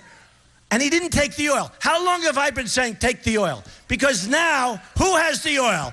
Iran is going to have the oil, and ISIS has a lot of it. And then you have Libya, where ISIS has taken over the oil. And the Libyan oil is the best oil. My oil experts tell me this. It's so beautiful. It's up high. It's so beautiful. It's the best quality. You know who has the oil? ISIS has the oil. You have Benghazi. Where was Hillary? You ever see that commercial? Who do you want answering the phone at 3 o'clock in the morning? It was a Hillary. She was sleeping. Oh, she was exhausted. She was sleeping. She was sleeping. So here's the story, folks. We're going to change this around. Look at this. Oh, one thing I have to say. Hillary Clinton wants to abolish the Second Amendment. She wants to abolish it. Okay. Hillary Clinton wants to take your guns away, and she wants to abolish the Second Amendment. She wants to take the bullets away. She wants to take it. You tell me that's something we can live with. We're going to cherish the Second Amendment. We're going to take care of the Second Amendment.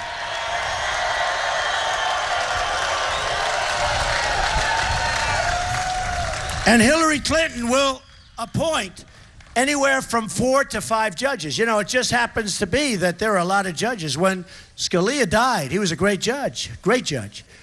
When Scalia died, that was not supposed to happen. He was supposed to be there for another 10, 15 years. That was, a sorry thing that happened. He was a great justice.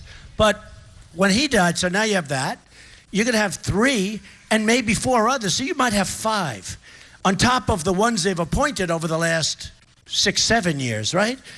You will have a Supreme Court that will destroy our nation. Destroy our nation. It is so serious. If I win, we're going to put good, solid, brilliant, conservative judges on the court. So Hillary it was just announced that Hillary Clinton is buying $90 million worth of ads, right? Now, I just went through it. I just had 66,000 ads, right? Negative ads. And most of them are false. A couple of them are pretty accurate, actually, but we won't talk about that. I actually, in Florida, big state, great state, 99 delegates, I said, boy, this is rough. Every day I was down there, it was like ad after. They had no other ads except for negative hit jobs on Trump, right? And I told my people, they said, oh, Mr. Trump, you're going to win the state. I said, I don't think so. Well, the polls are showing you way up. I said, it's impossible. It's impossible, because I'm a believer in ads. You know, I used to be. I don't think I am anymore. So every single commercial was a Trump hit. And then I go through Florida, and I win by almost 21 points. It was a massive. There are 67 counties. Of the 67, never been done before, I won 66. Can you believe that? In Florida. Like New York. New York was even better. But like New York. You know what's nice about Florida and New York? They know me there. You don't know me as well.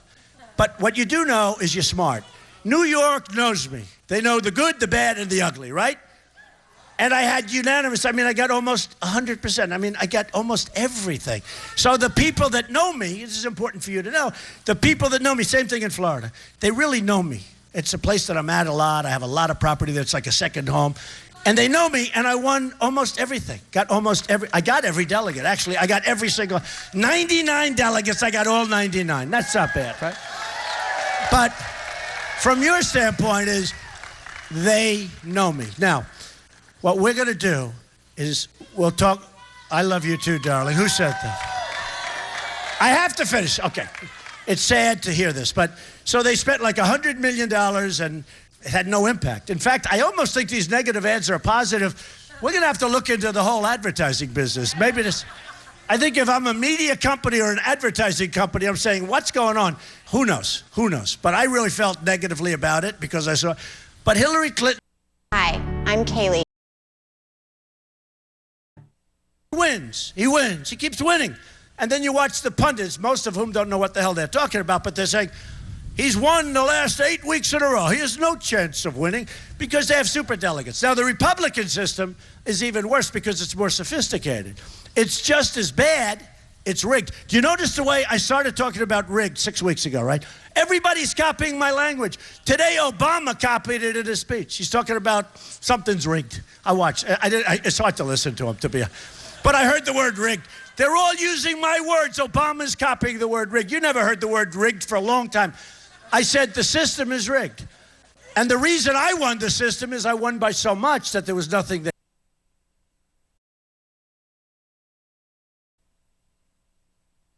So let's go to, yep, there she is. Go ahead, Natalie. What he does right after speeches, it is a controlled event. The press is not allowed over there, only one pool camera as Donald Trump meets with some of his supporters, shakes hands, and I'm assuming takes pictures. We're trying to see, you can see it's a very large crowd that is here. It was maximum capacity from what I'm told. I'm going to try to grab one Trump supporter to speak to live right now. Just give me a second, ma'am. We're live on King 5. Can you tell me what you thought about that? Fantastic. We'll see what he can do with it. It's a good speech. What stuck out to you? All right. Okay. Natalie Brand trying to get a hold of some supporters of Donald Trump or some folks who are out there listening to his speech. So let's let her do that. And in the meantime, we're trying to effort a phone interview with Susan Hutchison. She is the GOP party chair for the state of Washington. And Ms. Hutchison, are you on the line? Do you hear us? Yes, I am. Hi, how are you? I'm great, thank you. I'm in Spokane, getting on my Alaska Airlines flight home. So, Susan, tell us a little bit about the speeches between Spokane and Lynden, very similar today. What was your take on what Donald Trump said today? Well, I think he was vintage Donald Trump, and he certainly had the audience in the palm of his hand. He knew exactly what the issues were for the people in Spokane. He talked about the loss of a third of their manufacturing jobs in recent years.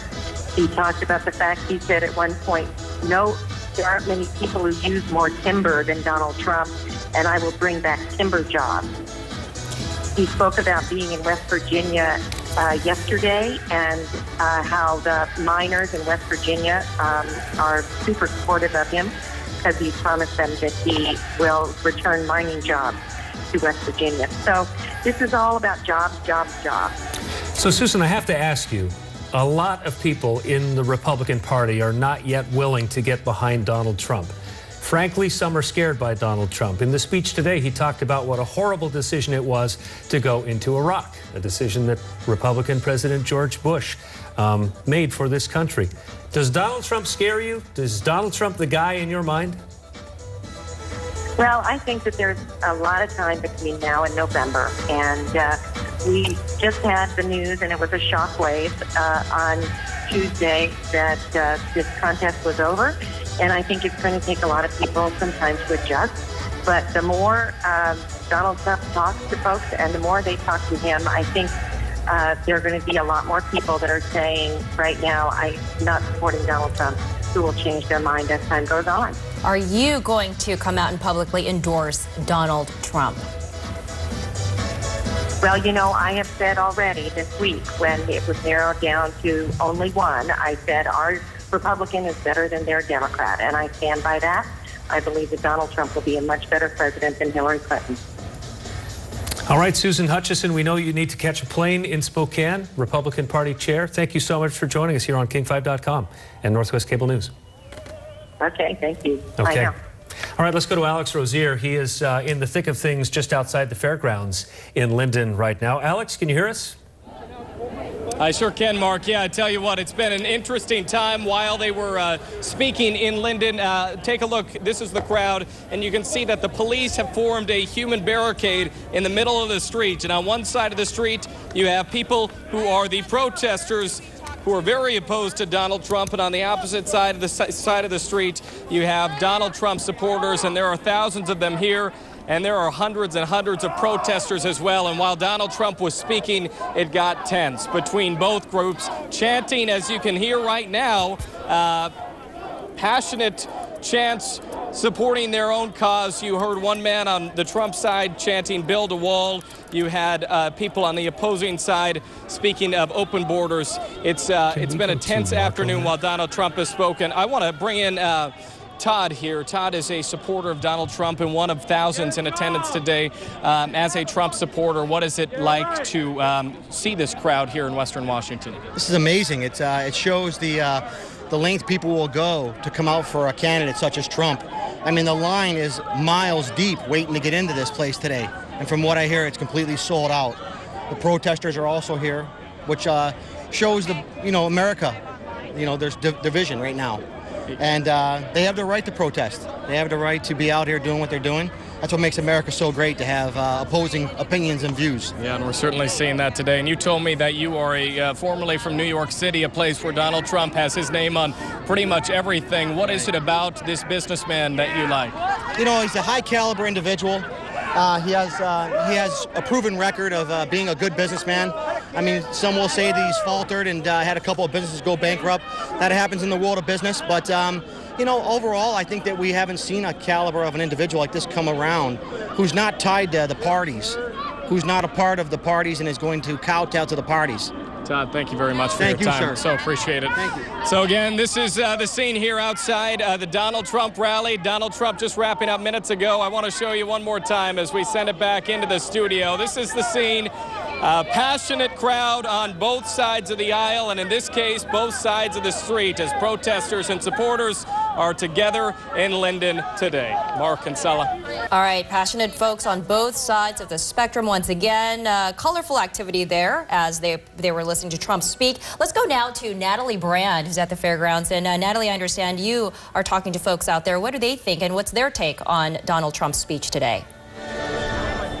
Yeah, and I want to bring in, we spoke to this Trump supporter, Peter, earlier. You were from Bellingham. You said that a couple of the top issues that you were concerned about were immigration and trade. So did Donald Trump answer some of the questions that you had in your mind, or what did you think of the speech? Well, I came here having already made up my mind about Trump, and so I didn't really have any questions in my mind. I came here to lend support to his campaign. And, he touched upon those issues once again. Did he give you enough details about his policy proposals? Well, I think, from his standpoint, I think when choosing a president, I think you want to choose somebody who's going to emphasize the correct policies, and prioritize the right policies. The details of those policies in terms of percentages and whatnot will be the result of a longer process through the legislative branch of government. So I don't think it's really vital for the president at this juncture to spell out definitively what the details of his policies are. I think it's more important for him to emphasize what his priorities are going to be. And if his priorities match what I perceive to be the greatest needs of our country, then he's the man for the job. And I have to say, it was a fairly tame crowd. It seemed an energetic crowd in here, but no hecklers that we heard. I know that you heard from Alex reporting before the speech started that a couple protesters were escorted out before the speech began. But what struck you about fellow Trump supporters and who is in this crowd today? Well, I was surprised, too, that there were no hecklers, and also in the long line getting into this place, there were only a few protesters, very sparse. Where does Trump go? And even they were pretty tame. And I think maybe it's characteristic of this part of the country. People are pretty polite towards one another, despite the fact that they feel passionately about the issues. But, you know, I ran into a lot of people here I wasn't expecting to see here. Doctors, lawyers, you know, all kinds of people who I am acquainted with in my normal life. I never would have guessed I'd see here. Thank you so much, Peter, for your time. Really appreciate it. I talked to a Trump voter last night who said that spite is his top word to support Trump, and he means it as much towards Republican leadership as he does the Democrats. Feels isolated and that neither party is serving him, and Trump speaks to him. What did you think about Susan Hutchison's remarks when we asked her if she's going to endorse Trump? Well, that was interesting. What fascinated me was she said that when he was critical of the Iraq invasion, that, well, we will talk with him and sit down with him now that he's the nominee, as if the general leadership will work him back into the fold, and that has not been his message to date. And I don't think his supporters would be expecting him to do that. There's a rift in the Republican Party as just the moment where he needs to be looking at the moderate voters to start looking to November to win. It's going to be a challenge for him. We should mention that KVI Radio's John Carlson had to depart. That's why he's no longer on set. He has some duties at his church service in just a little bit, so we appreciate John's contribution. Got about a minute left here as we look live at the Lynden Fairgrounds. Donald Trump about to get back into the motorcade and head to the Bellingham Airport. Yeah, and finally, just one last quick question for you, Marco. What did you think about his comments about labor force? Because that's been a big message that he's been spewing out during his rallies. He's going to bring jobs back to the U.S., and he touched on that sensitive area. Labor force down 20% in Lynden. I think it's the core of why he's here doing what he is as the nominee for the Republican Party. People feel economically isolated. It touches on immigration. It touches on, is their factory going to offshore the jobs? And that's what's carried him this far. He has caught lightning in a jar. I'm not sure anybody, including him, knows what he's going to do with that jar, but it's gotten him this far, and I don't see him getting off that message anytime soon. Okay, so Republicans go to the polls here in Washington May 24th. There are 44 delegates at stake, and Trump trying to get to that magic number of 1,237. So it still does matter in terms of how the Republican Party is apportioning the delegates here in Washington. Yeah, he was telling folks to get out there and vote, but remember to mark that you are a Republican on your ballot. So thank you so much for joining us here, streaming live on king5.com as well as live on TV. NWC, and of course, we'll have much more coverage for you online, king5.com, as well as 10 o'clock and 11 o'clock news tonight on Con and King.